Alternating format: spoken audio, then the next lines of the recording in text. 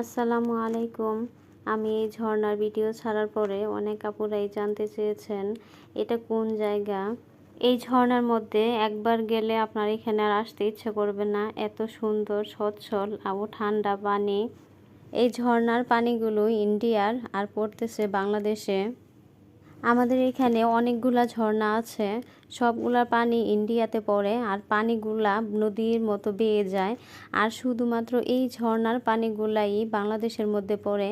এর জন্য বাংলাদেশের পর্যটকরা ইচ্ছা মতো এই ঝর্ণাতে এনজয় করতে পারে। আমি সব সময় শীতকালে গ্রামে যাই, এর জন্য আমি এই ঝর্ণাগুলো দেখতে পাই না। শীতকালে ঝর্ণাগুলো শুকিয়ে যায়, শুধু বর্ষাকাল পর্যন্ত এই ঝর্ণাগুলো থাকে। আর এইবার আমি বর্ষাকালের সিজনে গ্রামে যাওয়াতে ঝর্ণাগুলো দেখতে পেয়েছি।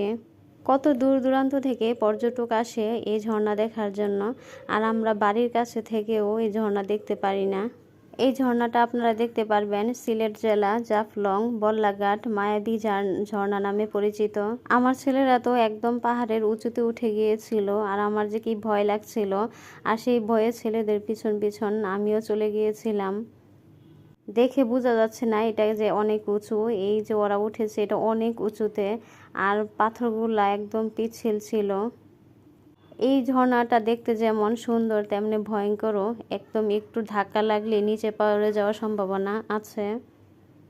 আলহামদুলিল্লাহ অনেক এনজয় করেছিলাম এই ঝর্ণাতে, আর পানিগুলো একদম সচ্ছল আর এত ঠান্ডা।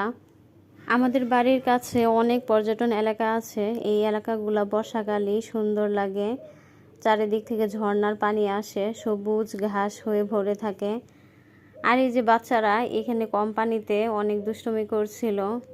কেউ যদি এই ঝর্ণাতে যেতে চান আমার মেসেঞ্জারে নক দিবেন, লোকেশন বলে দিব।